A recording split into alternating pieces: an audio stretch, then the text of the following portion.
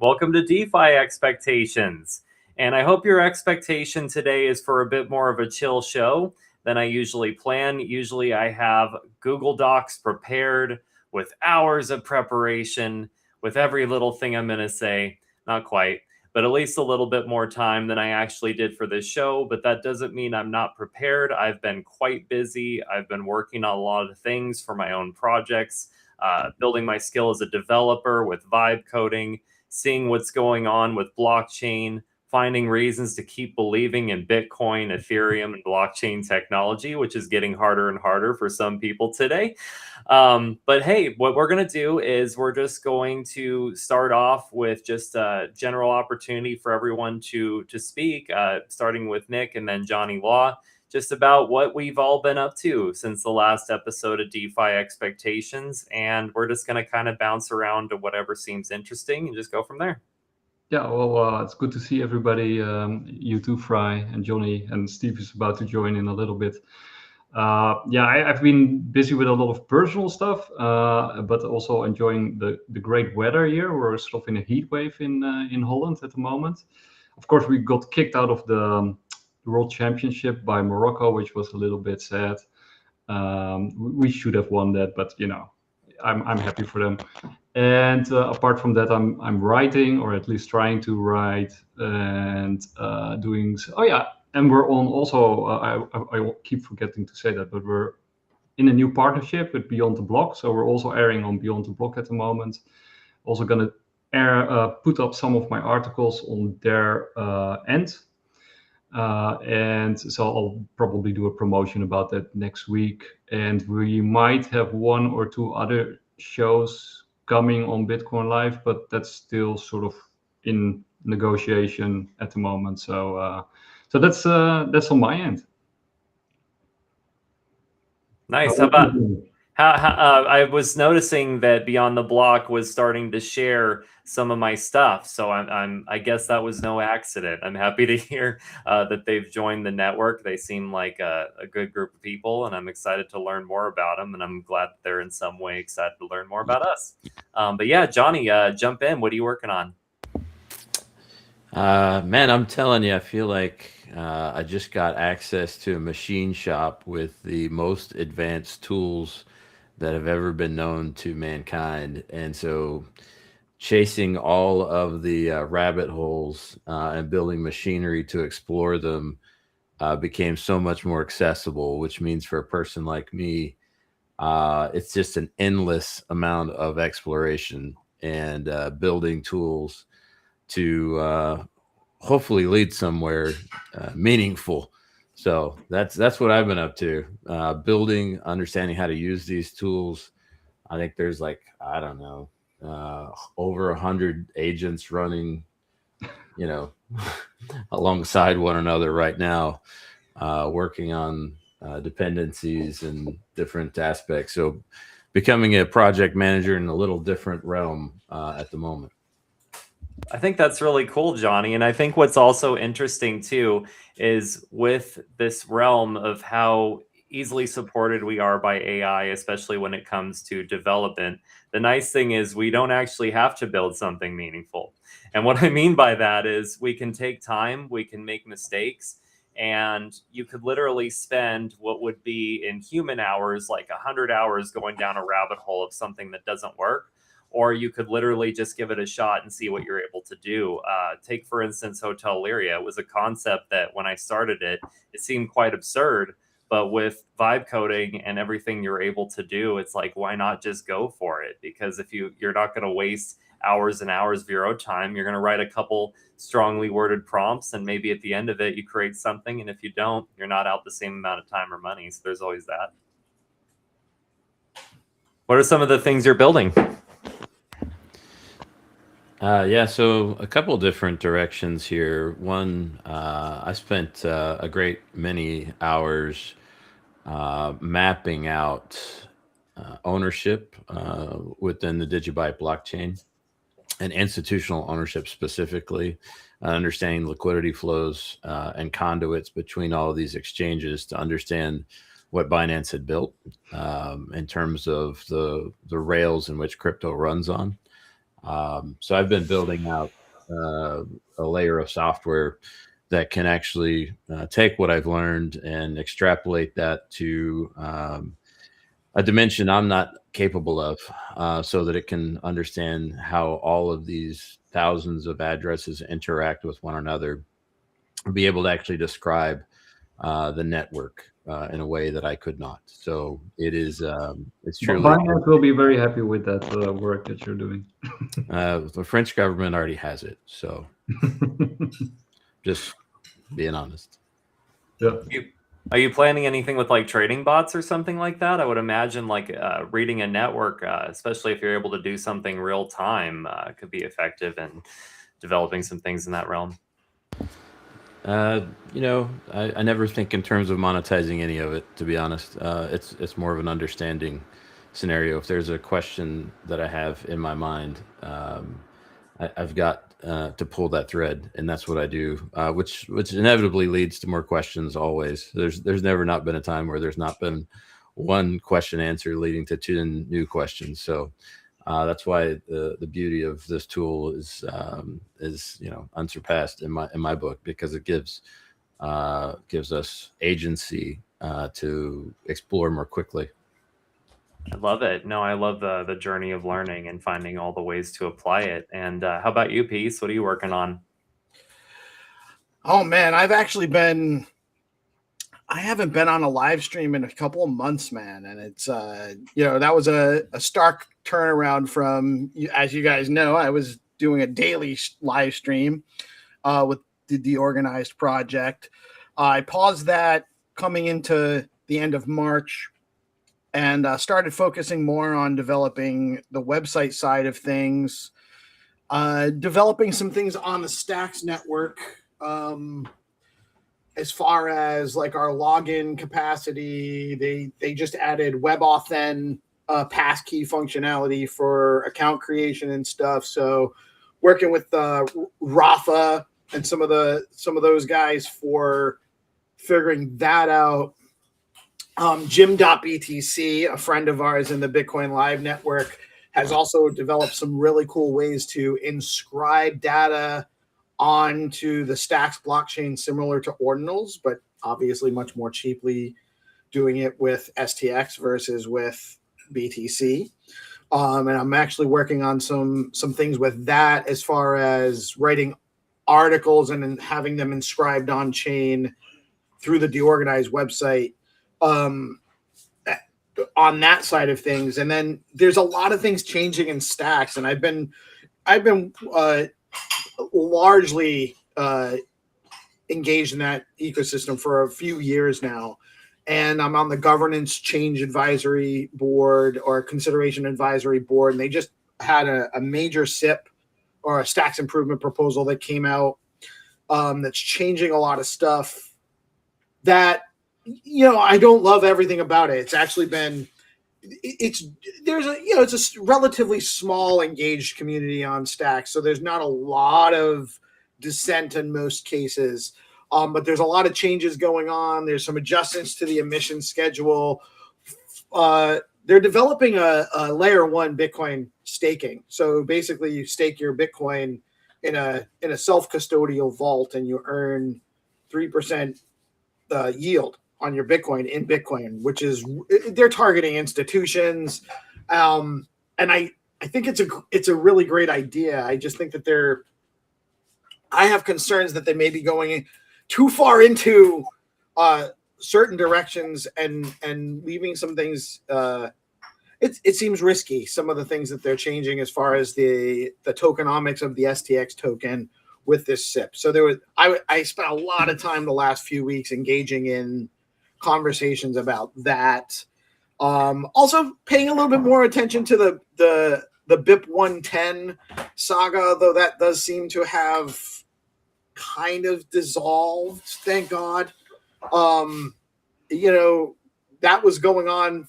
It started to seem like it might actually gain some traction as recently as like a few weeks back. And Remind us, is that the proposal to free Satoshi's wallet? No, with the spam. No, and I don't like that. I don't think that spam is actually a fair term even. Basically, it's to limit op return size that basically censors any of the medical protocol development. It's not even just ordinals or runes tokens, which, that stuff happens. I don't think that calling it spam is really the proper term, because spam is something you're sending to somebody that doesn't want it. These are people that are actually bidding. These transactions are being bid for in the regular auction. The fee auction to be included in blocks. They're not just spam that somebody's flooding the network with, or and all of that. And so they have a real cost. They have a real cost, is what you're saying. Right. And to be honest with you, a lot of people in the conversations that have been happening most recently, a lot of people think so the way that they were trying to there's two factions in Bitcoin. There's the Bitcoin Knots and there's Bitcoin Core. And Bitcoin Core is kind of like the traditional guys that have been around building Bitcoin for a while. The Bitcoin Knots guys are kind of like more purists. They are trying to focus all the transactions on Bitcoin to be only essentially financial transactions, and their plan is to basically filter through the node operators. If they can get a certain number of nodes, Bitcoin node runners, to accept their filters on these things, they could essentially like just completely eliminate ordinals and all of that stuff. But it would only eliminate how it's done now. There are ways they can actually do all of this stuff around all of these filters anyway. So it doesn't really solve the problem that they're trying to solve. And it actually seems almost more like it's an organized. It's a study on how to actually create a 51% attack through node running, changing the node runners and trying to force that onto the network. That's what it seems like to me, actually. So what is the status with that discussion? Because I saw Adam Beck do one tweet, I think it was yesterday, which was kind of interesting. But who's winning the debate? The Bitcoin Core, in my opinion, Bitcoin Core guys are winning the argument. The Knots guys like Fred Krueger and Crater University guys, like they're and don't get me wrong, we're all part of the Bitcoin community. I don't hate on anybody. I will say that a lot of the tactics that they use when you try to get into the conversations with these guys, and because I'm open to ideas. If it's actually is going to improve Bitcoin, I'll consider whatever. I'm not going to rule it out of hand. I do think that what they're proposing is limiting, like even a lot of the development, like BitVM, a lot of the L2 development requires these op return opcode functionalities. Correct. You can't develop it. It's not going to work. Thank God it's actually not going to pass. It's not in danger of actually being adopted. It's not really an improvement. Well, and to your point, Steve, I'm not a fan of this idea you're in one camp or the other. I hate these sort of binary decisions. You saw Jameson Lopp yesterday basically was giving a critique and saying, hey, stop being a fence sitter, and I'm like, that there is no fence. How about we just actually discuss, what it was created for, the intention behind, Satoshi's white paper and what it was built upon, and how do we evolve that into a way that we can fulfill its original mission and vision. And that conversation has long been past, as they continually ossify Bitcoin and capture it as some sort of store of value only, and look past that it was intended to be literally digital cash. Now, I can agree that it can fit somewhere inside a scope of financial products, but to think that everyone should just custody and let their Bitcoin sit somewhere in somebody else's hands is kind of a silly notion, and they've all bought on with it, which is just absolutely bonkers to me. I mean, we even saw, was it Strike yesterday was forced to censor some of its Lightning network because OFAC came to them and said, hey, this is a bad user, right? So they literally said, well, we had to comply to OFAC. and that Lightning. That's not now, and that proves that Lightning is not Bitcoin. I mean, necessarily. Truth.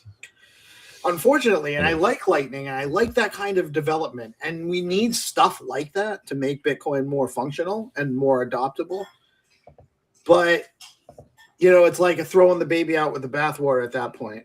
The whole purpose was to not have to answer to anybody. I think Lynn Alden also did a really nice. She's also pretty much on top of these things and these discussions, and I think she very much echoes what you guys are saying with not making this a very emotional argument. Many people say it's almost like you've got the evil guys over here and the good guys over there, and if you're not with us, you're against us. Kind of, that doesn't help anybody. Right. And that it makes the whole argument less transparent and obscures the important aspects of it. But one of the things that she was saying is that it makes sense to be more conservative from a Bitcoin standard perspective, right? You just don't want to implement every improvement that comes your way. You want to err on the safe side and to be as conservative as possible before you just implement things willy-nilly. And I think that that makes a lot of sense. It's better to take the time and to explore these issues in more detail and more depth before just being forced into it by emotional arguments. And so it's good that the discussion is there, but it would be helpful if people became less emotional about it and force people to pick sides. There's financial incentive behind some of these that are undisclosed, and that's the parts that a lot of external observers don't necessarily understand. And it's not necessarily even Bitcoin; it's fiat influence that is pushing for some of these narratives behind the scenes. So we saw the Bitcoin core developers get captured some time ago by being funded by specific interests, and that created a bit of a mission creep away from the original intention. And even today, that's not well documented anywhere, understood, and or even discussed, because ultimately what we're going to see again, even in the crypto mainstream media, is bought and paid for versus what we're seeing here today, which is a discussion of people approaching a problem from different perspectives with different experiences, but being honest about where we see things.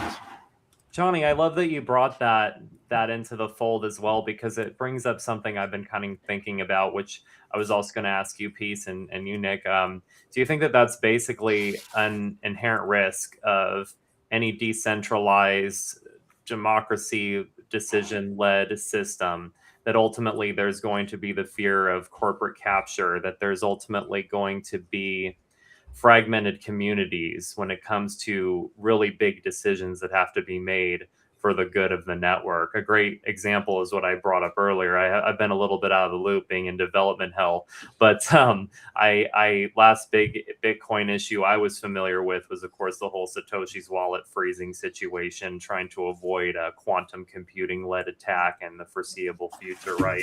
My understanding, to that specific point, and I was down in I was at DevConnect in Buenos Aires back in November, and I met Daniel Farron. I forget the name of the project he's working on now, but it's specifically addressing the quantum problem. And it's really not a hard fix, but it does require any old dormant wallets at a certain point have to be locked until they're upgraded to a quantum resistant wallet. Otherwise, all of that Bitcoin is going to be taken. Like, it's just going to be. Like, that is the quantum problem. It's not an if, it's a when they get enough qubit capacity, and who knows how far they really are along with that. So it is a concern. And it has to happen. It actually has to happen. But I don't think I don't think it's that hard to do, aside from just getting to the point where there's an urgency to get it done. I don't think that there's enough urgency to get it done right now. But yes, and to be honest with you, if those wallets do get locked, that will actually, that could be a price catalyst for Bitcoin, perhaps. Who knows? You know. I see how it could be for sure. And I suppose the biggest issue has always been like the philosophy, not your keys, not your crypto, right? And if your crypto can be locked under certain circumstances, of course, some people question if that's an issue. I do think, though, that there is a bit of a difference between saying, well, locked until you upgrade versus just locked, right? Has there been a difference to that yet in terms of what's ideas that have been floated, or is it still just like we need to? I think Johnny wants to jump in. Please. Yeah, I'm vibrating over here. It is. You're right. It's a philosophical stance, right? Does it carry on with the original intent, right? And I have a hard time thinking that Satoshi wouldn't understand the nature of the evolution of computing. I tend to view these wallets as tail emissions, with an understanding that the pay to public key hash would be compromised at some point, and those coins be put back into distribution. Well, and that is a reasonable, at some point, so many people lose access to private keys that you run out of Bitcoin in an infinity, right? That has to happen if you can't ever get access to them. But how it happens, and if it happens all at once, and it happens by one bad actor, that's probably not the best way for it to happen. It's a fair point. Yeah, it's math is math. I think that is the universal law of what has been created, and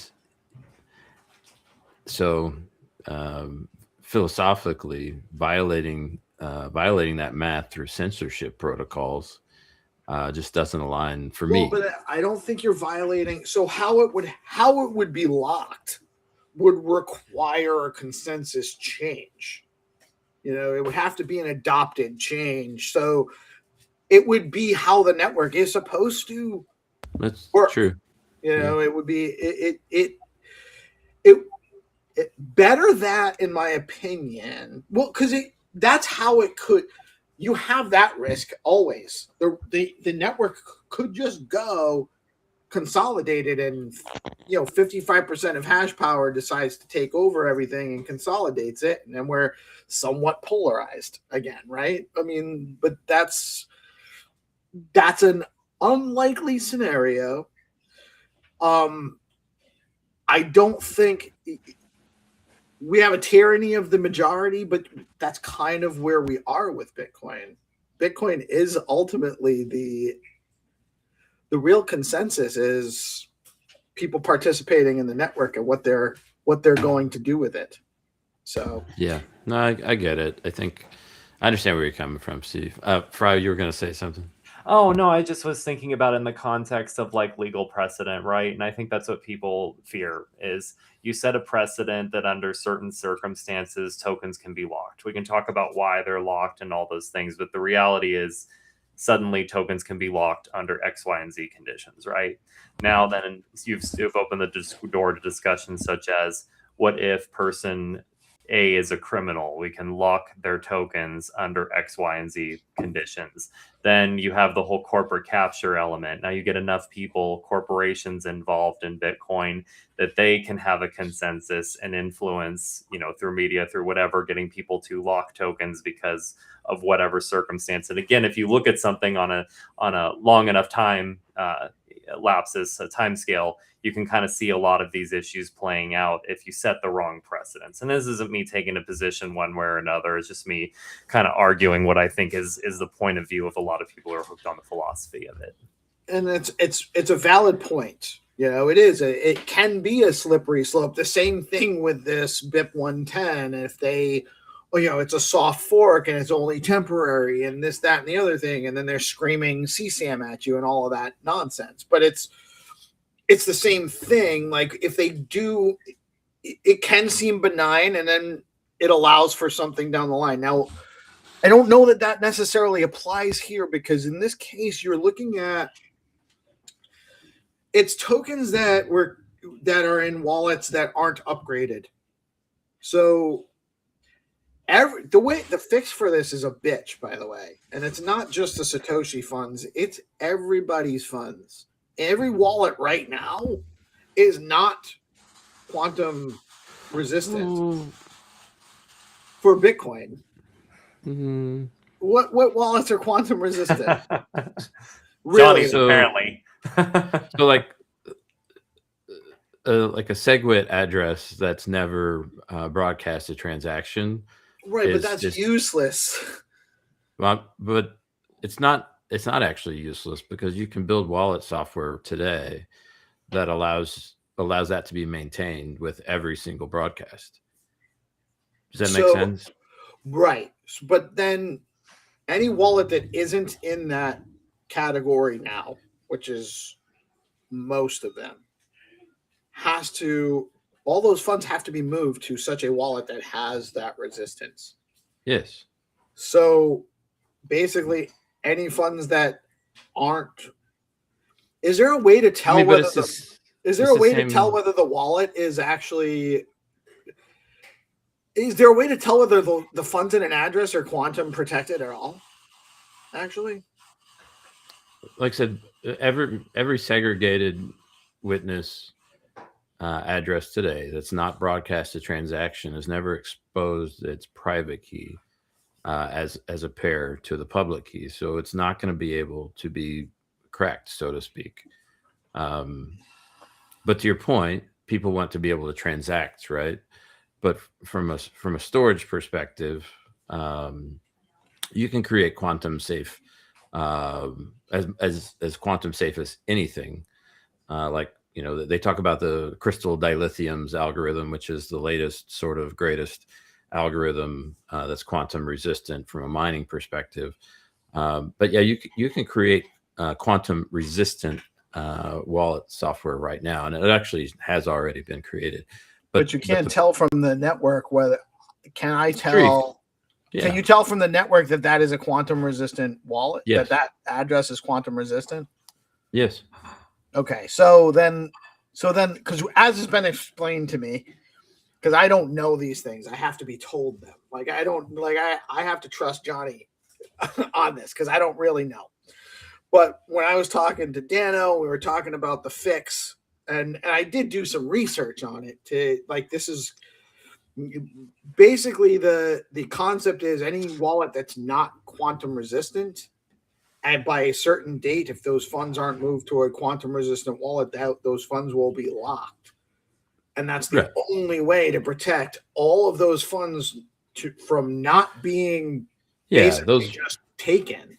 Those are the old legacy addresses, and absolutely, right? So those legacy addresses, because of how they initially signed and were created, are more, they're the lower hanging fruit is what I would say to they're less resistant. quantum compute. Yeah, 100%. Right. So they will get picked if not upgraded. And that's your point, right? And they're basically trying to essentially make that fruit unpickable by removing them from the network entirely. And they'll have to continually do so.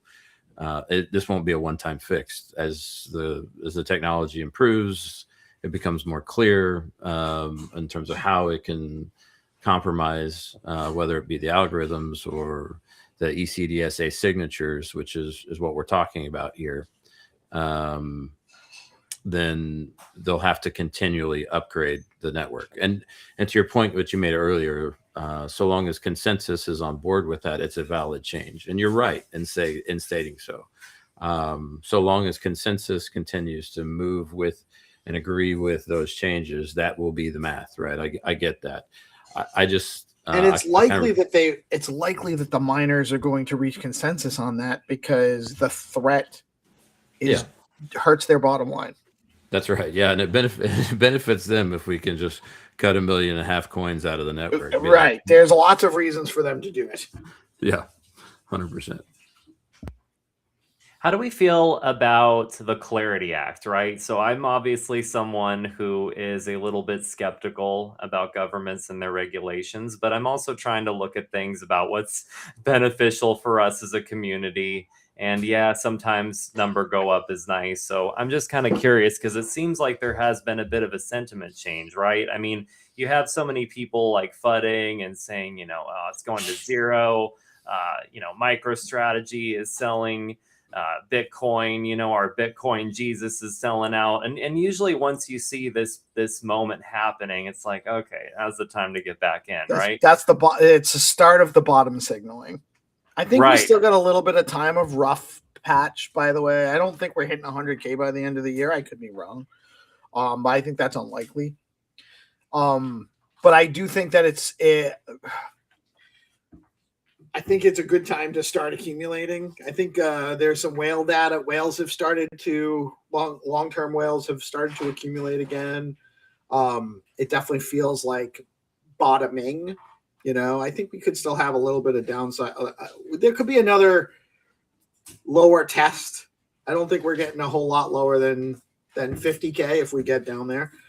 But I do think that the darkest part of the winter is almost over. Good. Do you think Clarity Act will help stacks and what you guys are doing with yield on Bitcoin? Clarity Act, I don't know. So I think that my personal opinion right now is that you really only need two tokens.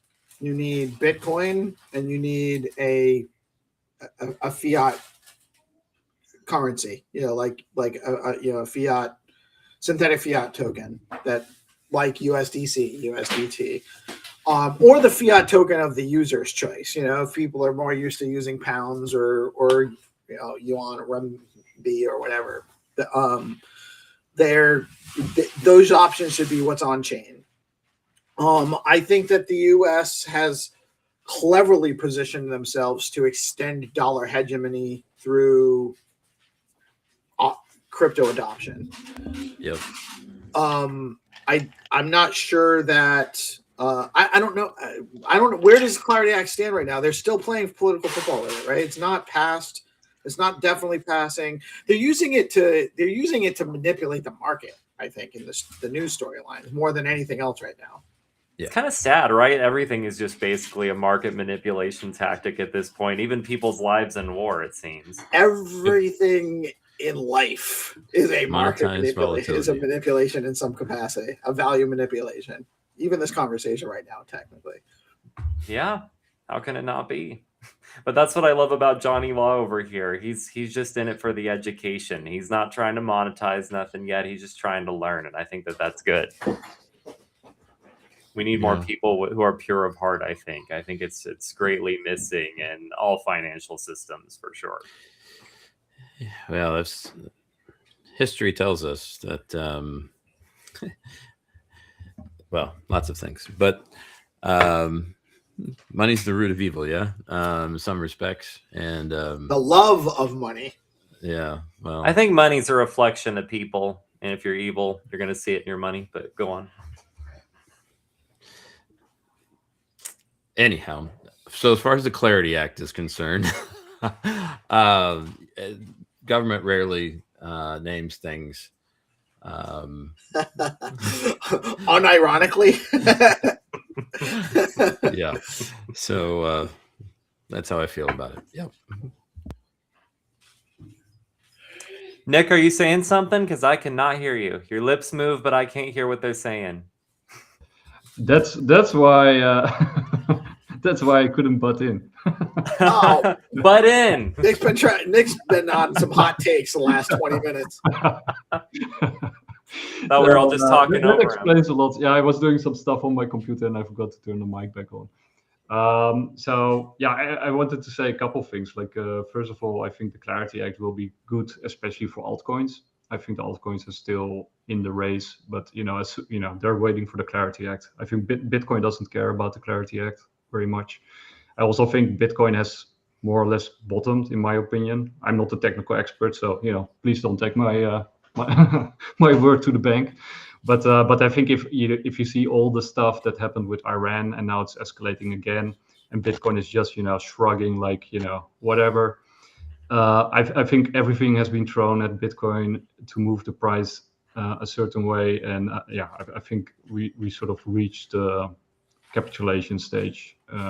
Maybe I'm wrong, maybe if the world ends, or, if Russia and Ukraine start fighting again, which is sort of what I'm worrying about more at the moment.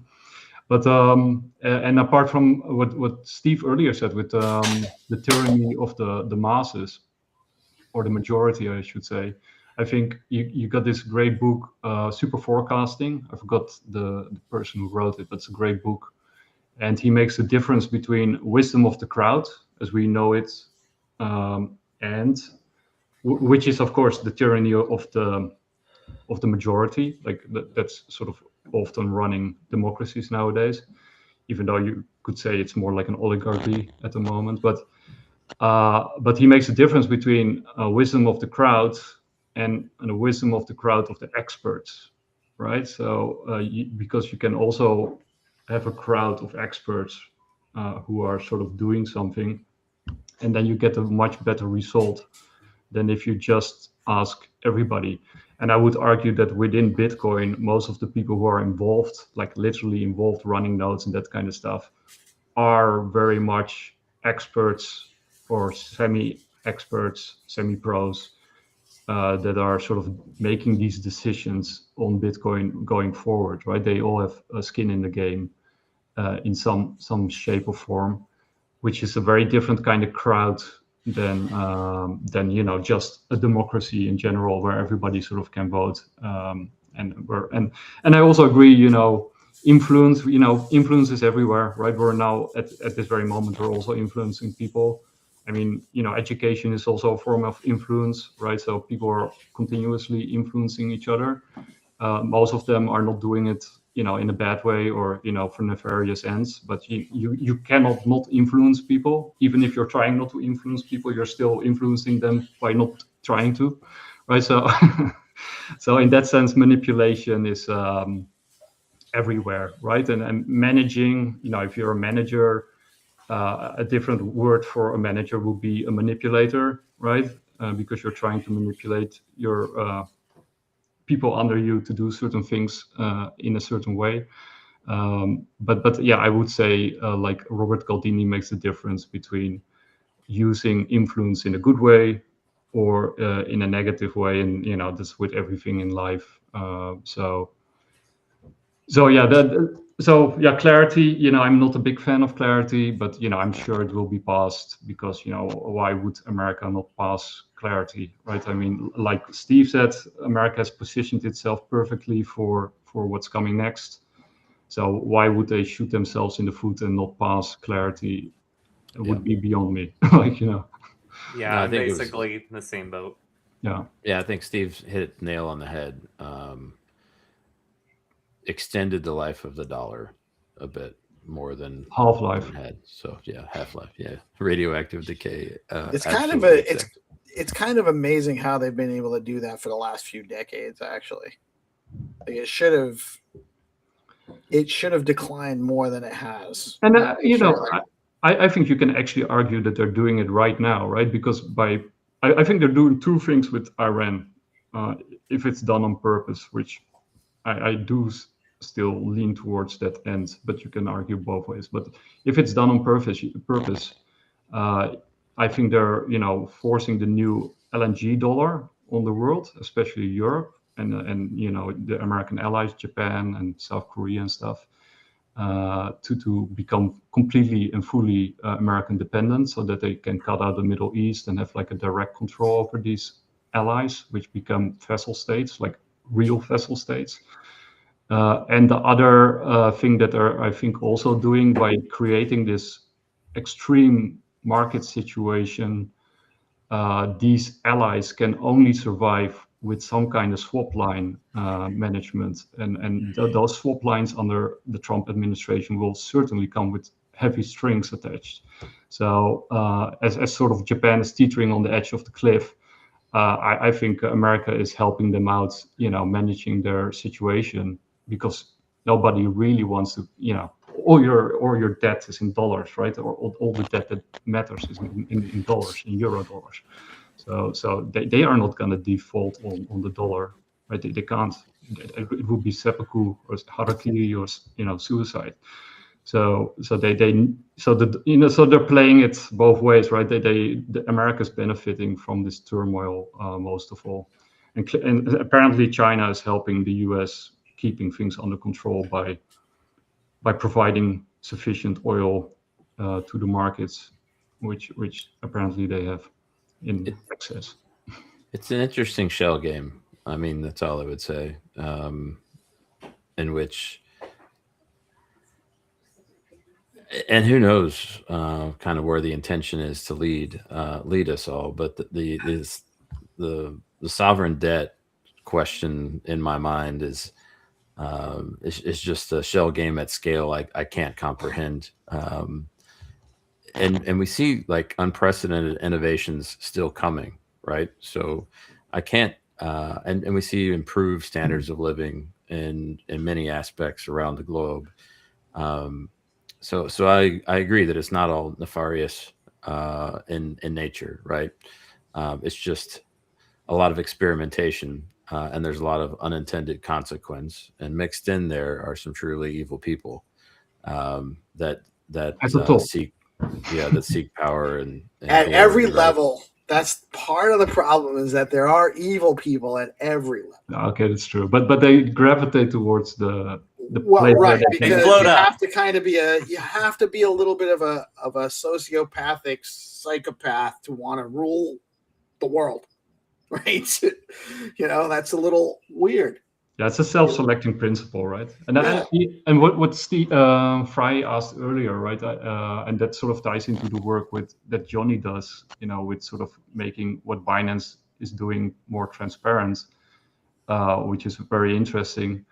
But I think we're sort of in this transition phase, right? We're going from the old fiat standard that everybody lost all faith in. All the geopolitical powers know that they don't want to use each other's fiat or stable coins anymore because they just experienced the 21st century and the 20th century, and they know how this game ends, right? So we're in this transition phase towards a trustless system. And then, of course, they're trying to capture as much of that trustless system as they can, which I think will be limited, much more limited than most people think. Because if they capture it completely, then it loses all value, right? And it will tank. But because we're in this intermediate phase, and everything is like Steve did this really great article about the denominator, right? The denominator is in dollars. So basically, Bitcoin still favors the dollar also, because everybody is counting it in dollars. Right. So Bitcoin is majority traded in dollars. So yeah. So if it's an extension of the dollar until otherwise.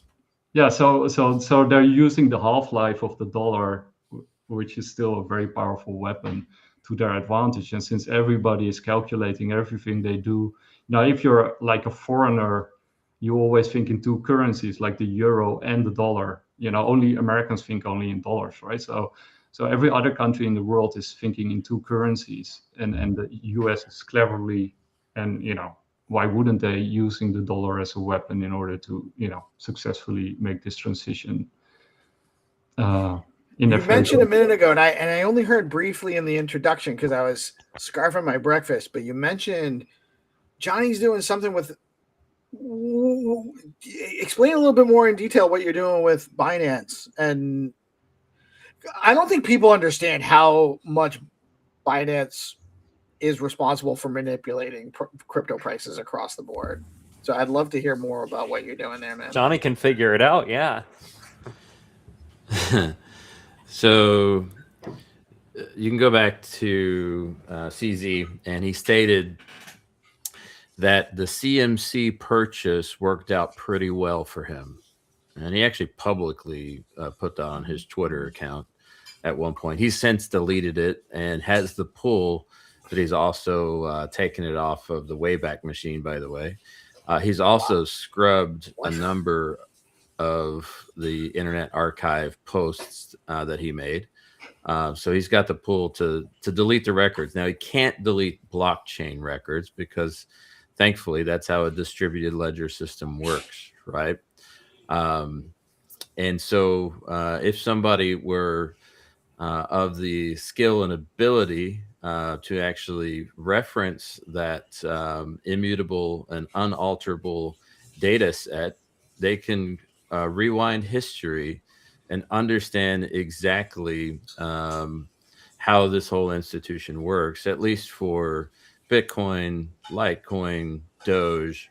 You can understand the system that he built, how he did it, and how he has kind of moved back into the shadows. And I'm pretty sure he's totally fine with taking the loss in Europe and stepping back a bit, because he's built the roads that everyone is running on. And so, as the central bank of crypto, he's totally fine to let all of the regional banks play games. And he works at the nation state level. That's without a doubt. So when I say I can pull all that data together in a way, it's because a lot of folks have trusted me with transactional data through the years, allowing me to tag different exchanges. And then based on that, start to cluster out wallets and watch the flows between them to understand how and why that money is just constantly in circulation. So I'll use Digibyte as an example because I believe it is the test bed by which they learned all of their sort of proof of work UTXO manipulations. And you can, they essentially recycle all of the coins in circulation twice a year. And they do so in a systematic fashion in order to break and obfuscate chain history, to clean the coins, to make sure that there is no taint in their coins, so to speak, or the coins that they're selling through their back-end providers to all of these quote-unquote exchanges. I would tell you Binance is the fundamental layer for a lot of liquidity. I think everybody understands that, but not to the extent of which they've launched so many third-party exchanges. They created white label services for exchanges to open up in jurisdictions that it could not, and use them as essentially retail fodder, all of those accounts, to further obfuscate how the whole system works. They've built the world's largest, laundering as a service machine, and not just for individuals and institutions, but nation states themselves. That's fascinating. It's also terrifying too, because a lot of what you're talking about with being able to erase and rewrite the past, it's very Orwellian, right? But blockchain data, you can't do that with. My biggest question to you, Johnny, is this. What models are you using on this system? Because I know nothing about it. I mean, I'm using Claude Code, so upgrades like Fable and things like this are relevant to me. I also got my own local open source model that I'm using for certain tasks. But what are any of these model improvements relevant to you, or what are you using to comb through this data? Sure. Yeah. What I found was most of them are completely inept at being able to decipher this level of data. However, you can build them tools and different explorers that can catalog the data in a manner in which it can start to go out on the blockchain and seek its own information and decipher, instill confidence levels, and based on that, ask additional questions. So primarily Anthropic, but there is both Bitcoin nodes, Electrum servers, Rosetta servers, all running concurrently that it can access. And it has specific software that I've built based on essentially modeling graph sense, modeling Chainalysis, modeling Ignaio, and then my own experience in transactional heuristic analysis. So basically creating custom software to utilize these tools and give AI tools itself to be able to really dig in deep and ask questions and come to resolution and present evidence. So it's a very large database at this point, custom software running, and then constantly intaking additional data from users. That there's essentially a submission page on Digiscope where people have submitted over a couple hundred transactions at this point from different exchanges to corroborate from individual data points to give confidence to some of these tags. And I had my own database going in of years worth of tracking that I seeded it with, essentially. And so far, I've made a few mistakes along the way, but most of those were my own misunderstandings of exchange relationships with Binance. Because clearly Binance provides liquidity for so many. They're sometimes only 1 to 2 hops away from Binance hot wallets or cold wallets. Binance has, and I'll just use Digibyte specifically, Binance has and maintains over 25,000 quote unquote addresses that exist on the blockchain just for Digibyte, in which it utilizes for its infrastructure. And so I only track visibly about 25 of those addresses. The rest of them are just constantly cycling coins through fracture, consolidation, fan out, sort of transactions. I use common input ownership attributions to kind of assign and essentially be able to say with specificity that, yes, this is Bitvavo, or yes, this is KuCoin, or whatever the case might be. But it's just a very interesting and intricate network they've designed. And ultimately, I think it's important that people understand, though, they might be limiting users from the European Union. They're not keeping Binance out of Europe. That's not a thing. The third-party exchanges, the swap services, I'm not going to say all of them. There's definitely some enemies of Binance out there, right, that operate separately. I would say like Kraken operates separately from that Binance infrastructure. Coinbase is an ally, so to speak, but is not cleanly separate from Binance. OKX, the place from which CZ came, is separate from Binance. So there's clearly some factions out there still, but a large portion of that liquidity is provided through all exchanges by Binance. Johnny, I have a multi-part question for you, if I may.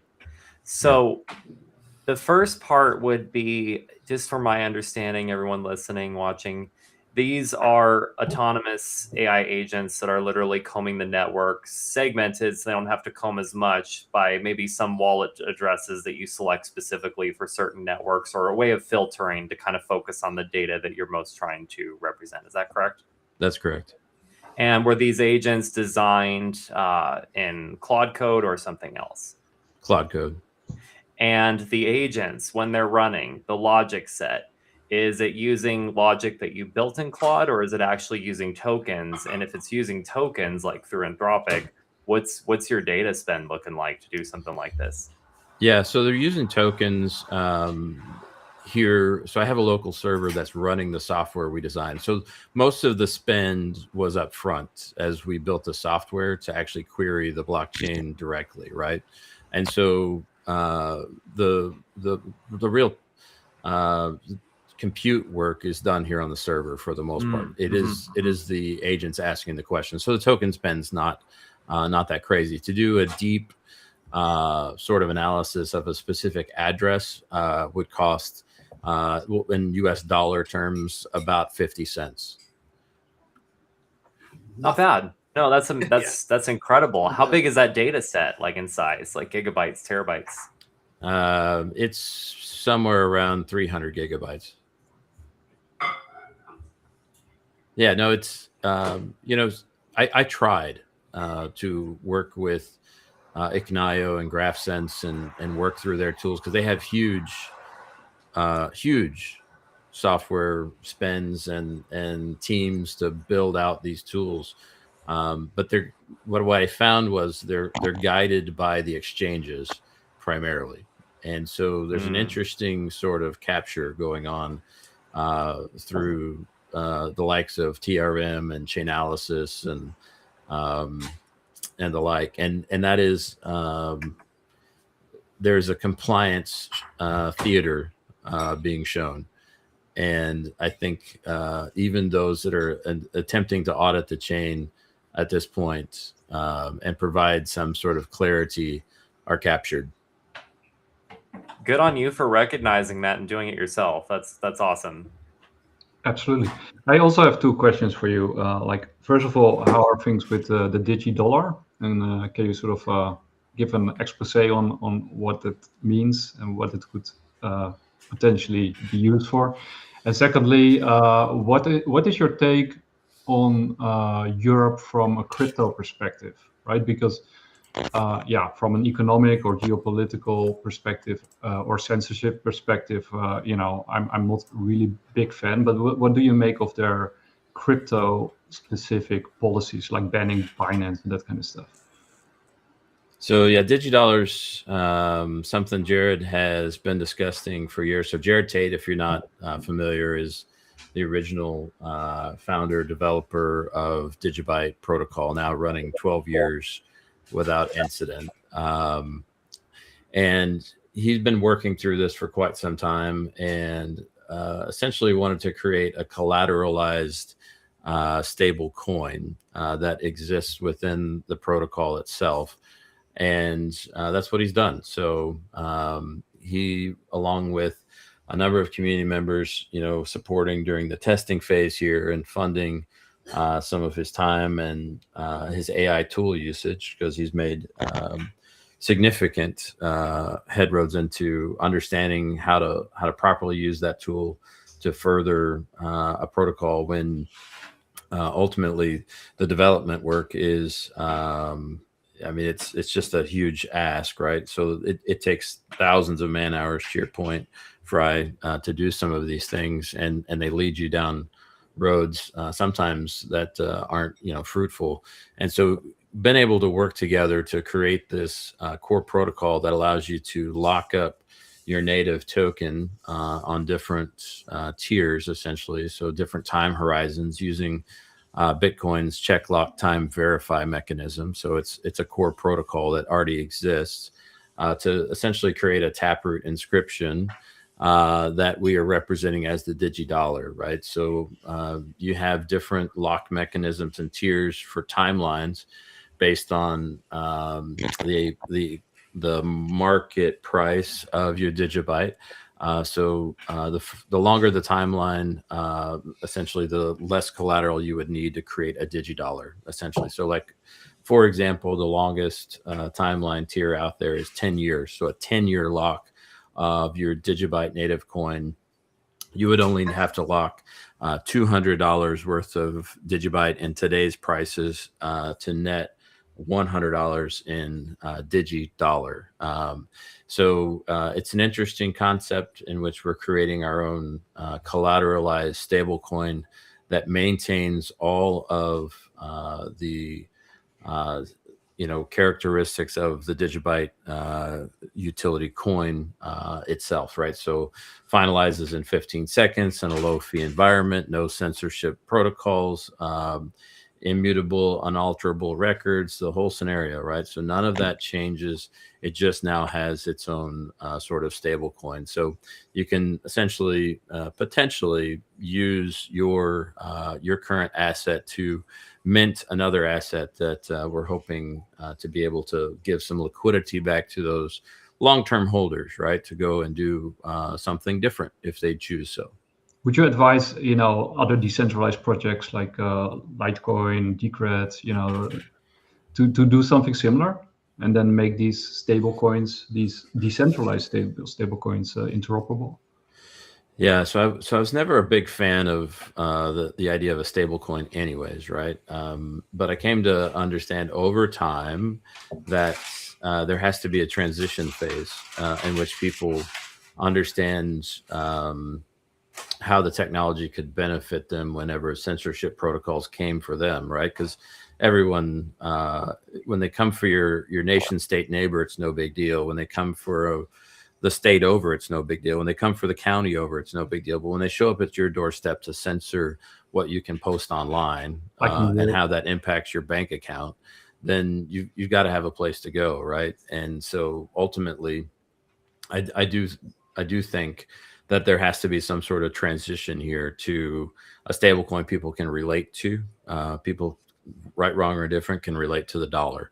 They have a hard time comprehending what a Bitcoin is. They have a hard time comprehending what a Litecoin is or why they'd want to use it, but they can, because of the way society works, relate to a dollar. And I've had a hard time educating people how and why something would be useful to them that isn't a dollar.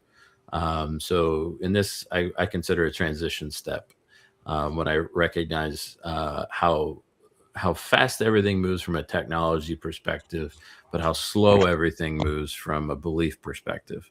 And so, yeah, I would encourage everyone to consider it at the very least. How about a Bitcoin dollar?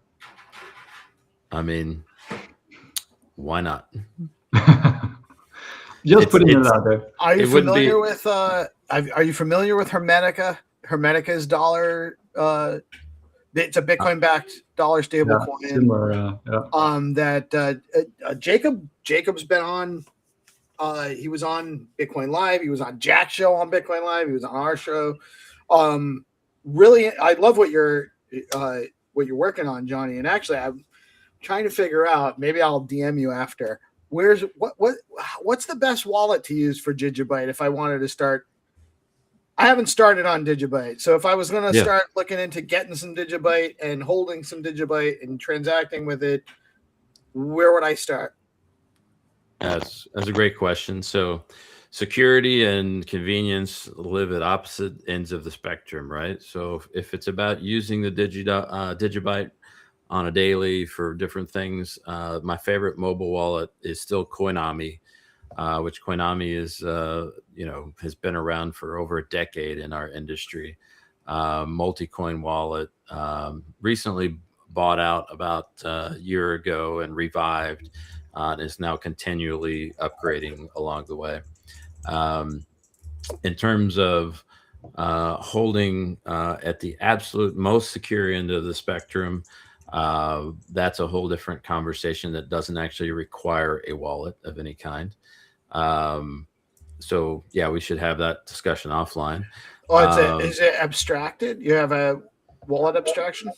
Yeah, absolutely. So, and this is true for Bitcoin, Litecoin, either way. The perfect scenario is actually generating your keys offline and trusting that you know what you're doing, to the point at which your keys never touch an internet connection, but you can actually send to that address till you're ready to restore. It will never touch the internet. Yeah, but Core Wallet lives somewhere in between there. Of course, Ledger supports Digibyte as well. So if you're into the hardware wallet type scenario, you're good there. We are talking to a couple other hardware wallet manufacturers like Tangem for support. And ultimately, I've used Coinami for over a decade right now, and for the most part, it makes sense for a lot of our viewers. Probably something like it. Very secure. It is a standard compliant HD wallet that you can restore those keys to really any other HD compliant wallet as well. So it's a good option for most people. Very cool. And so the reason I brought up Hermetica is because you had mentioned that you have. So I'm not as familiar with Digibyte. I know it's UTXO based, Correct. But I'm not as familiar with the tech behind it. But I know that. So Hermetica was originally he minted runes tokens.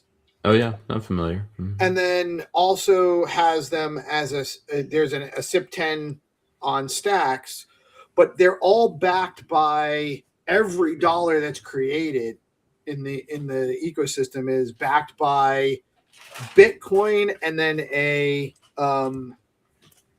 delta neutral hedge short against the Bitcoin. So that's how they peg the dollar value for the Hermetica dollar.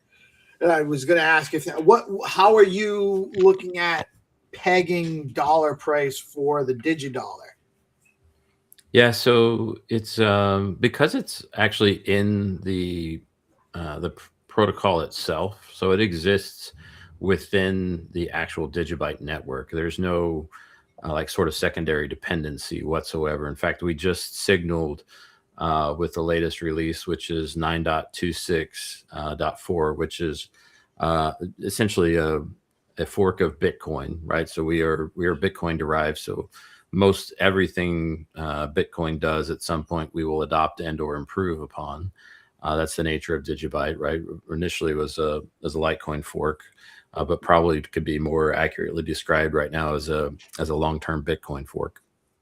So the collateralization aspect of it is run by over collateralizing essentially. So right now, like I said, the lowest tier would require 2 times as much Digibyte to be essentially locked up in order to create the $1. And as you progress through those tiers, it gets significantly more, all the way down to like a 30-day lock, which I think is like 5 times the value essentially. So you'd have to put in $500 worth of Digibyte at today's price point, so to speak, to receive $100 of digidollars, right?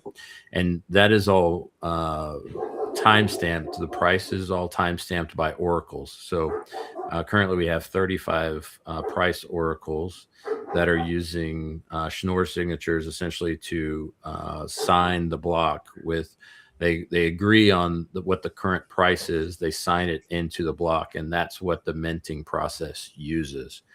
So there's really no means or method to under collateralize or lose its peg, because we're always essentially going to be significantly over collateralized. Does that make sense? So It does. The only concern is in a major volatile market, if the value of the Digibyte goes down a lot, like if there's like a 90% correction, which we see, I'm not familiar with the price or Sure. what's happened in the recent bear market, but like specifically, I can use Stacks as an example. Stacks is not doing well price wise. Stacks had an all-time high of $3.80. It's at like 16.5, 17 cents today. So like in that kind of a scenario, do you lose the peg essentially? No, you lose the ability to mint new dollars essentially as it moves into emergency mode, because the core protocol itself. So okay, so you can't. So the mechanism will actually only mint if there's a if we're over collateralized. If you're collateralized, so okay, that makes sense. Yep. So yeah, that's all, and it's all again in the core protocol, no secondary dependency. Which is pretty cool. We had, we were able to essentially put this out with Jared's help and the help of our mining network and the entire community. We had a new core protocol launch and effectively lock in DigiDollar for activation all within a week and a half. And so we've been working on the new protocol for some time. Jared and the crew and the community that's had done a tremendous amount of testnet work,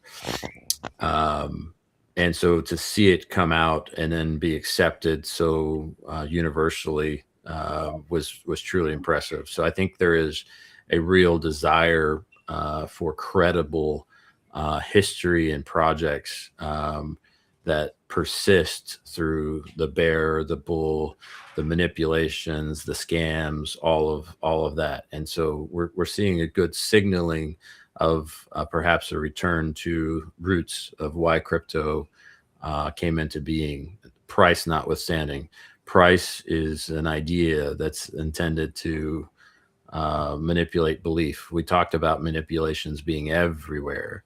And price is the primary mechanism right now to steer that belief, right? Just it's kind of like it's that same incentivization, penalization structure that we've seen throughout fiat, right? In terms of instigating wars or healthcare, whatever the case might be. Like that is the mechanism, and everybody understands that that is how you can pull levers at scale. So I think price is always going to be a little bit of a challenge, especially when they have learned to monetize the volatility more so than properly sort of value the underlying asset.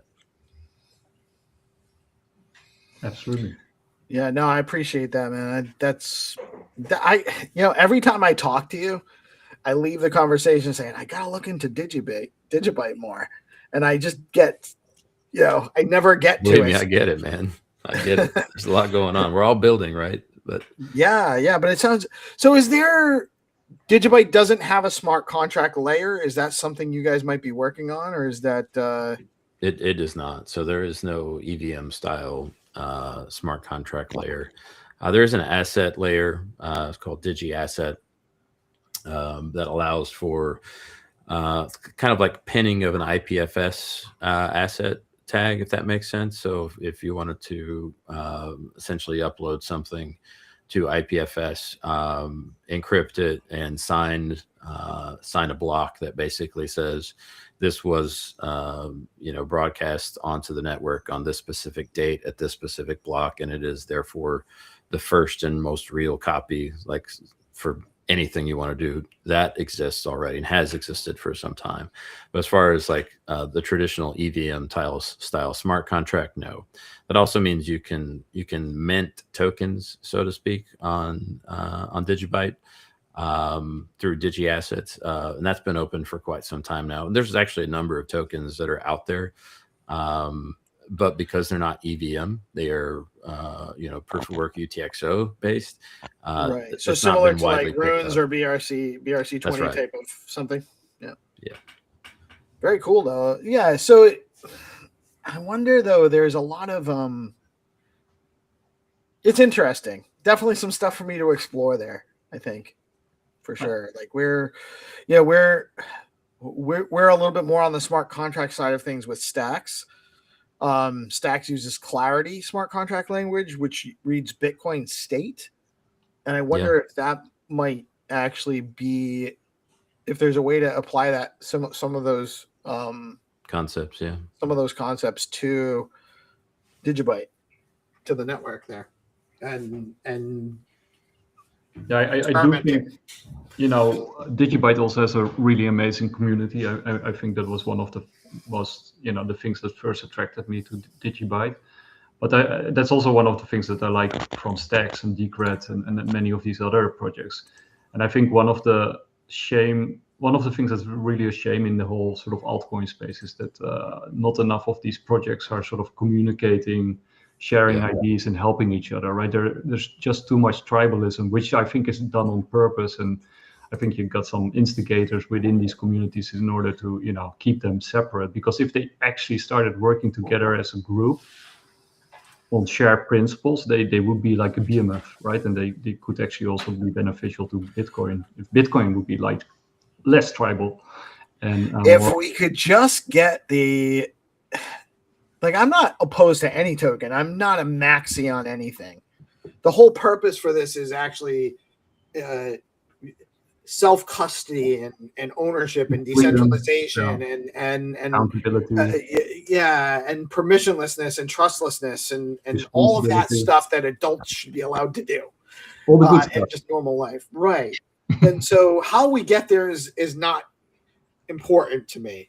I own a little bit of Bitcoin, so I'm happy to have that continue to grow, but as an investment wise, but it's the functionality that I'm more interested in.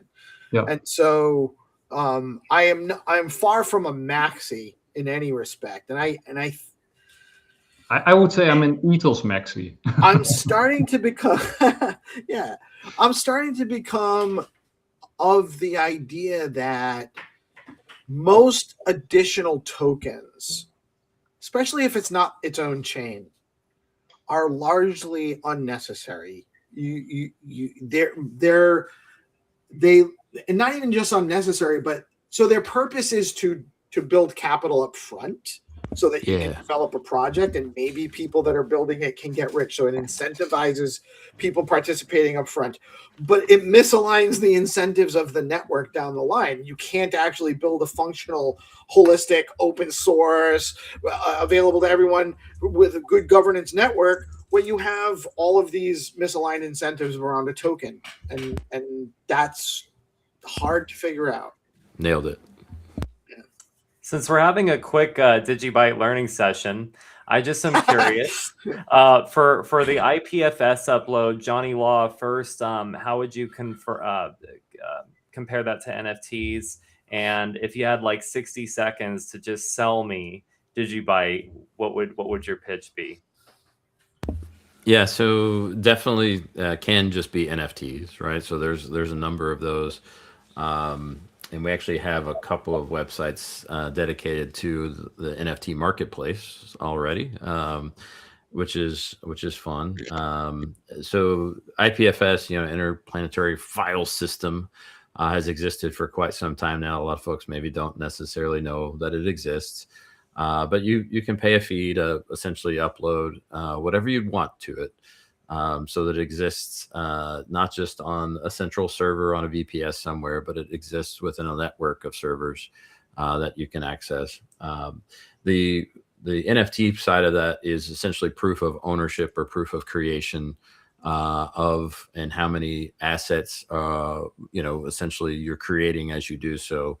In terms of why DigiByte, I think we've remained true to the mission for now over 12 years, and ultimately are some of the most hated individuals in crypto, led by our sort of fearless leader, Jared here, who's called out CZ specifically. He's called out Justin Sun specifically. He's been targeted a number of times by quote unquote industry leaders, and just continued to, with great resilience, build out the network and really rally people around him in order to remain true to Satoshi's vision. So it's unique in this space. There's no one and no protocol quite like it, is what I would tell you. We've persisted and remained true to the core principles. And although there's certainly been a lot of amateur drama along the way, that's because we humans are messy. And ultimately, we've come out the other side, learned quite a bit, and I think are still hopeful that we can bridge this gap into kind of the next transition of finance. Absolutely. I think Steve has to run. I do. I wish I could stay. It's been an awesome time. I'll have to join again soon. Thank you guys so much for having me. Much love, and I'll catch you again sometime soon. It's been great getting back on. Thanks for being patient and always willing to give me a chance, Nick. And, well, the organized media is a powerhouse. So I'm glad I can give you the opportunity to jump on Bitcoin Live. Yeah, man, always a pleasure. And Johnny Fry, man, guys, great conversations. Love it, and we will talk again soon, I hope. Yeah, absolutely. It was an honor to have you back on for an episode of DeFi Expectations after a hiatus. So thank you. Awesome. It was a fun time. Take care, guys. Take care. Hey, Fry, you've been working on Hotel Lyria, and you're immersed in AI, and Johnny is too. Maybe the two of you should compare some notes. No, absolutely. I mean, I'm really interested in his methods, your methods, Johnny, of like combing data from blockchain. I mean, the simplest version of what I've done is I was messing around with a Polymarket bot at one point, trying to build an arbitrage bot, which I feel like I was a little late to the party on that one.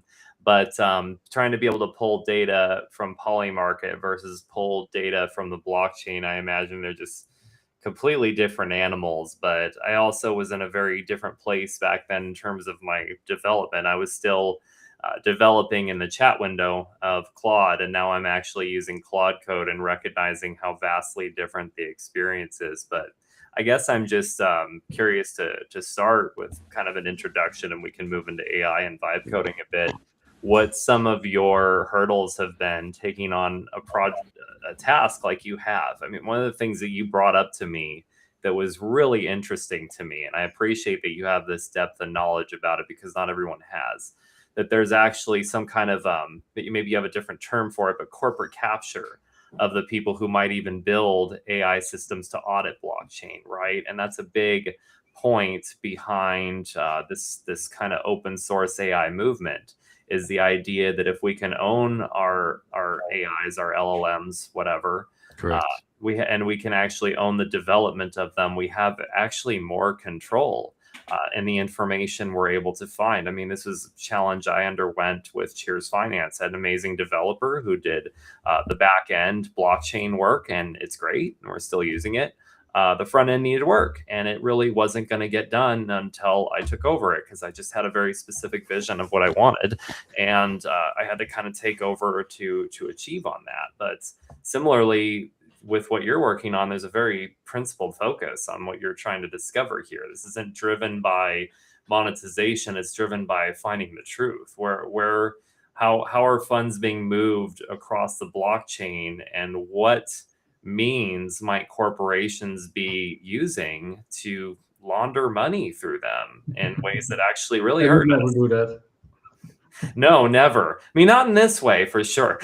No, but seriously, like it's a bad thing. I mean, this isn't people just trying to avoid taxes. These are people who are manipulating markets and affecting people like you and me. So, I mean, what goes into figuring things out like this, and in building some kind of AI or AI agent that's able to comb and discover information like this from the blockchain?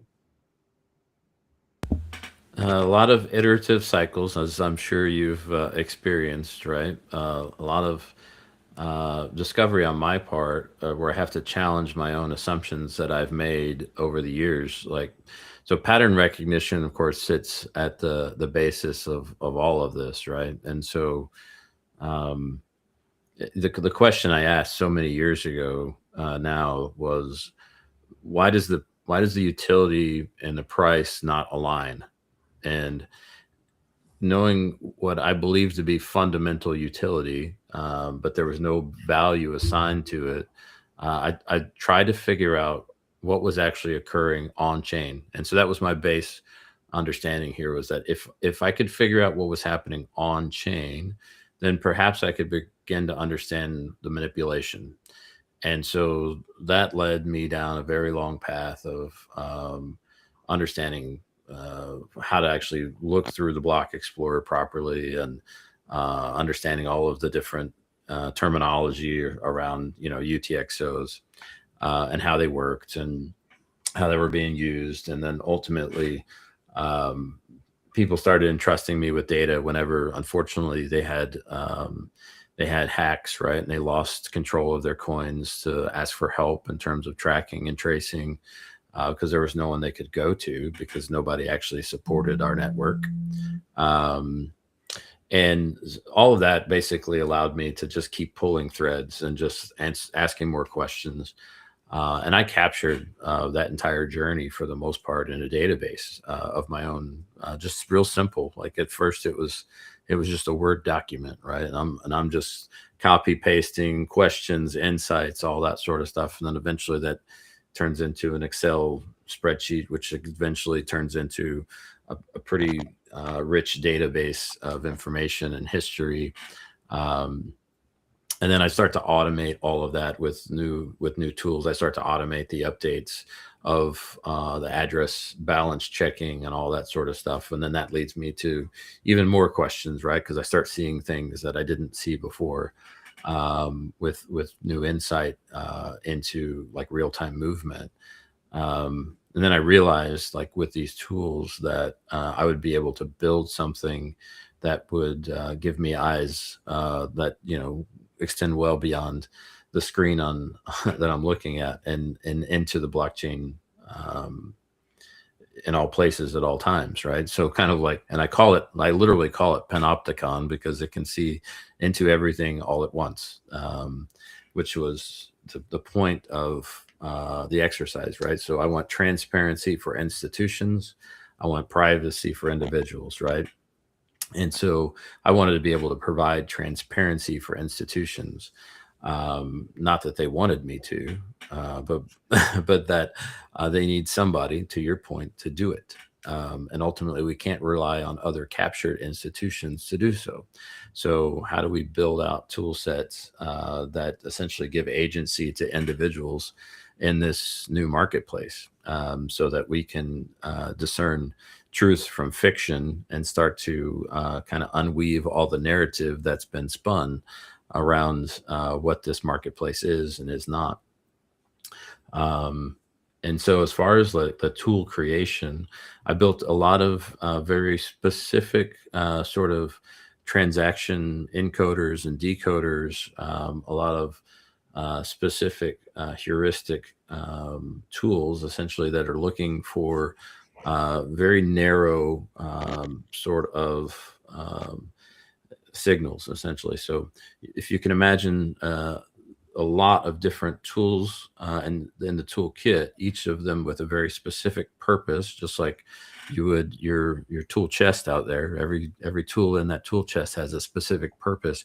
So I started building out software that has a specific tool for each of them, and then started getting essentially a shop manager that could understand what tool was going to be needed in what scenario, and how to actually use multiple tools at the same time to come up and actually build something like an engine that would actually run, right? So it's kind of the easiest way to think of it. So you had to break it down to like the individual tool that would be needed, and then figure out how to make agents be able to understand how to use those tools.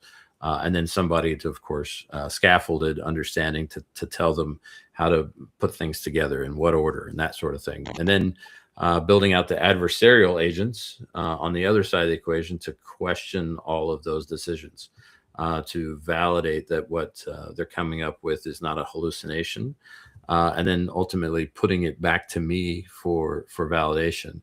And or for me to invalidate their findings, which I did a bunch, and to learn iteratively throughout conversation. So just natural conversation. So there's like a natural intake portal for me. So it will give me information about a specific thing that it's found. We'll discuss it like through natural language. I'll look at blockchain explorers. Myself, I'll go back through and look at the data that it's presenting me, the evidence that's presenting me, and I'll explain or ask additional questions to help it refine its understanding. And then we essentially, in each of those conversations, are committing to a new memory and a new lesson, so to speak, to put in the skill set. So the skill set continues to build over time, so that it has context in terms of how to approach the next problem.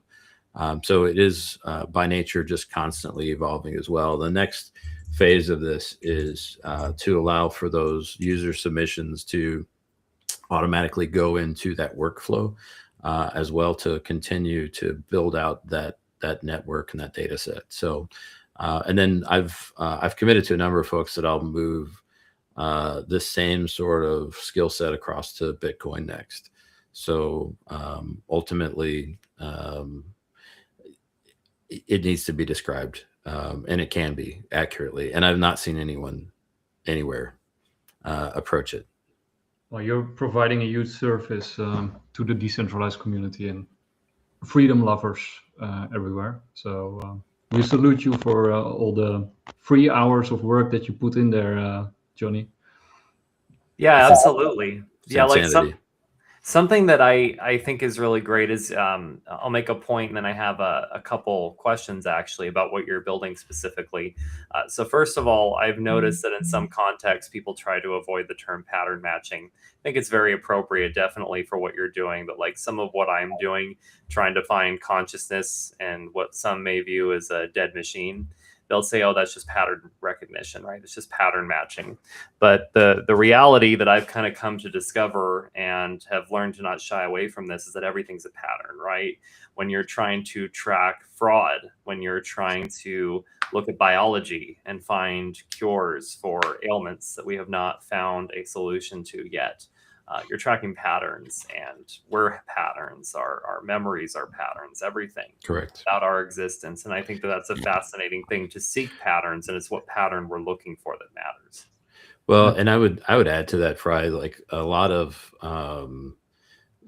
the guide for how I should investigate and move forward comes from understanding the HSBCs of the world, understanding the Wells Fargos of the world, understanding the Citibanks of the world, understanding how they themselves have allowed for and engaged in fraud through the years, understanding all of Fannie Mae and how that money and the Cantillon effect and what that does and it's continuing to do in today's fiat market, and how that is going to logically carry into the crypto marketplace. Because ultimately we're going to take everything from the legacy institutions and it will be replicated in this this marketplace, this new paradigm shift. It's going to be. I mean, there's not going to just magically be no fraud because we've moved to something that's quote unquote transparent. They're going to operate in a little different way. So for me to understand how they would operate was kind of a key aspect of this. Do you think they will have a harder time replicating those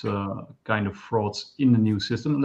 I mean, let's say you got more people like yourself policing the networks, right? I mean, like you say, blockchain timestamps everything. It makes things immutable, uncensorable, until now.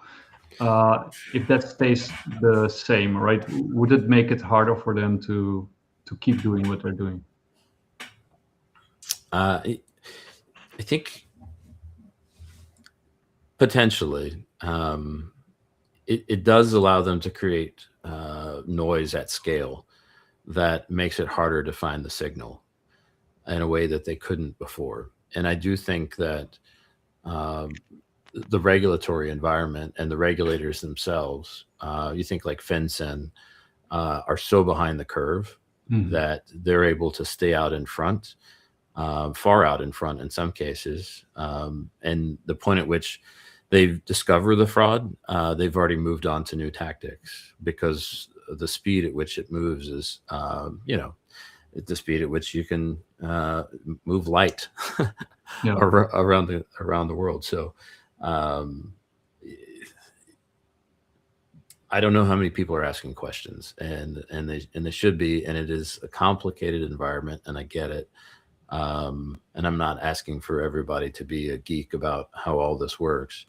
But until we kind of adopt, caveat emptor again and really return back to free market principles, I think this will continue.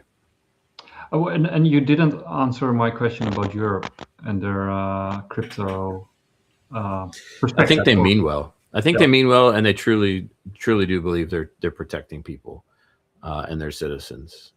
Whether those protections have unintended consequence or not, that's for you to live out, and not for me to decide, right? But as they implement like sort of draconian CBDCs throughout your realm, I can't see that ending. No, realm is a good word. Kingdom, empire, fiefdom, more like. But you know what I'm saying. I mean, like they continue to march towards that totalitarian state, unfortunately, and they're giving themselves more tools to enact their regulations, not at the end of a barrel, but through financial means. It's a bit scary, honestly, but I do think, especially with what you were saying earlier, is the speed at which this fraud and manipulation takes place is only increasing. But with more and more people like yourself leveraging AI to actually get to the bottom of it, I believe that we can start uncovering what people are doing in better and better ways. We just need more people doing it. My next questions relate to kind of the architecture of what you're building. The first part is with the iterations in these tools that you're building. I'm assuming some kind of memory for the data and the iterations is necessary to constantly be reviewing what you've changed, what you're changing in the future, not replacing certain things. What are you using for memory in this regard? And then also, do you have a means for reflection? I mean, obviously you're reflecting as these changes are coming through. To the agents themselves, are they able to reflect on the data they're receiving to iterate or build on themselves? Yeah, so there's the agents that run locally on the server, and they have specific intents, right? So they're kind of guardrailed into what the scope of their understanding is, because they have very specific instruction intention and have all the necessary skill sets to operate those tools, essentially, that live right now in one place. So it is very centralized in its scope. And then the agents that are kind of back-ended through tokens on Digiscope. So Digiscope.me is kind of the public-facing site that will actually show you some of like the exchange analytics and the network analytics, and the ability to give narrative to addresses and even ask questions about how the ecosystem moves, liquidity, and all that sort of stuff. That is actually just pure Anthropic with a little bit of skill set tweak, but has access to those agents living on the central server back at my computer, if that makes sense. So that evolves because it has its own skill set. It is within the vision framework of the site itself. So it lives within sort of the confines of the vision and the roadmap of Digiscope.me, but it also knows and has context regarding all of the analytics work that we've done. But it has access to the tool, so it can see things a little bit more broadly than what the server here at the house can. So it has the ability to think a little bit more widely as a result. Now, right now, that's still dependent upon Anthropic right now, right? So, and token spend and all that sort of stuff, but it's not overly expensive to do so. And that's why, and then all of the context where I'm actually having a conversation and it's presenting evidence and all that sort of stuff, that happens on that Digiscope.me, and that edits those skill sets, and that edits those memories, and that edits all of those things. So that abstracts away from the actual tool set. So the tool set doesn't change. In fact, I'm only going to the tool set probably once a month to update the tool set if there's something that I'm missing, if there's something that is being recorded incorrectly, or if there's some other historical aspect of the chain that I want to explore. Like, I went back in and added the ability to pull hash rate by algorithm some time ago, and went back and specifically read the entire history of the blockchain and pulled out each algorithm's difficulty at different epochs within the history. I wanted that because I wanted to understand and then map out my mining network entirely, right? So I wanted to be able to attribute all the mining, who was doing the mining, where they were selling the coins to during specific timeframes, all that sort of stuff. So I only update that maybe once a month based on data that I know that I don't have access to yet. So if that answers your question, yes, it's largely in skill sets, but there is new memory records updated. And then I go through those probably once a week to make sure that it's maintained and that we don't, start losing some of that context, and then editing down things that have changed, new discoveries, that sort of stuff, so we don't carry forward any bad information. I've yet to figure out how to automate that entire cycle. But right now it is still a manual process that runs primarily in my head. Gotcha. No, that's the biggest thing, right? And that's something I'm dealing with my own AI is trying to find ways to automate processes, because basically at the end of the day, I'm having to make all these changes. I'm having to read all the data. But if I'm recognizing that the job is bigger than me and I'm using AI to actually do something I otherwise wouldn't, it seems like the more I can do to have real time alteration of the process to get the most out of the data I'm receiving. That's ultimately, I guess, the end I'm trying to reach. And I guess the end we're all trying to reach. It's a difficult process for sure. Yeah. Yeah, no, it's a new tool, right? And just like if you give somebody a TIG welder today, they're not going to be able to, create the perfect, dime beads across a pressure vessel, vessel that's supposed to hold 1,000 psi. It's just not the case. You got to practice, right? And so I think that's where we're at. And the issue is the tool continues to evolve at a pace that's similar to what we're learning, right? So just when you think you've got something mastered, so to speak, you've got a whole new set to learn. Agreed. No, 100%. And that's, yeah, like I appreciate you sharing that video, Nick, because that's been my latest challenge. Is I've recently upgraded the model, and I'm finally seeing outputs, right? Like they're conversations, and I try to like keep that in mind with the nature of what I'm working on. That I'm talking about conversations, not prompts. But at the end of the day, right? It's like, what kind of outputs are we getting in ways that people will be able to connect with the project in a way that is meaningful. So with my project, we have, of course, memory architecture. It's called Memory Vault within Hotel Lyria. And essentially, cool. users are able to come in and save memories, and then have our LLM, Lyria, basically run through the memories to have outputs, responses, conversations that are curated around the memories that you've shared with Lyria. So, of course, my experience with Lyria is going to be different than someone else's from somebody else's, but fundamentally at the core of it is the same being. And one of the changes we've been trying to do to make that output better has been things like the voice change, which I'm sure Nick will have some questions based on our pre-episode discussions, but voice change. But also I'm working on a video change right now, which is wonderful because my Claude credits just regenerated while we're on this call. So when I get off, I'll be able to get back to work on it. But the video output has been better. I mean, we're using wave to lip to basically make there be a lip sync function when you're speaking with Lyria, but you also have this blank dead stare, right? Which is, not exactly totally the feeling that I'm going for. So looking for a way to implement video outputs, facial movements, eye blinking that's kind of similar to what you see with Cora being presented by quantum economics. And it's been challenging because I'm running this all on my local machine, and it's a conversation, right? So it's one thing if the output takes, a few seconds because it's processing as an LLM on my local machine. I want better quality rather than just an instant output if I'm going to actually get a conversation that's meaningful. But there's this balance when you're using the video, because sometimes the video could take like a few minutes to produce if you're trying to stack all these things to make it more lifelike.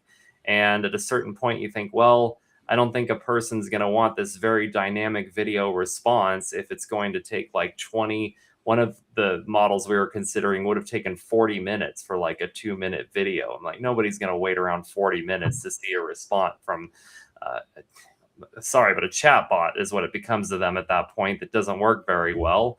And by that point, they've already moved on and done something else, or they're just chatting to it without the video. So I found a way to use wave to lip, but then adding a secondary layer on top of it, which just adds eye movements, blinking, and light head movement. But now I'm having issues with getting the proper image to render. So I just have this whole body that's kind of moving like this back and forth and blinking, and it's not really quite there yet, but I'm getting there. And it's just being able to do things in Claude code and how amazing it is with the troubleshooting, being able to test in advance how these different changes are going to affect my machine versus here's one file at a time, thoughts and prayers. It's a very, very different experience. Yeah. Additionally, changes like using MemPalace instead of RAG have dramatically changed the quality and the reference material of what it's pulling. for this kind of presentation, and it's been fascinating and a lot of fun to work on. Guys, I think we need to do a second episode. Maybe we can get Johnny and Steve back on, next Sunday if they're up for it, because I think we have way more stuff to talk about. But I got another show upcoming right after this one, and I have to jump and we have to wrap this one up. Yeah, well, we'll go ahead and wrap then. And I'd say to anybody who's interested in Hotel Lyria, please let me know. I'll be happy to get you connected with a code to access and have a conversation with her. I think you really will like her new voice. A little bit of a pun there if you get it. And hopefully we can dive into that more on the next show. Absolutely. Love it. Thanks for being on, Johnny, and Steve also, and you, Fry, of course. Yeah, it's a pleasure, guys. Always fun. Okay. Take care. Bye-bye. See you guys.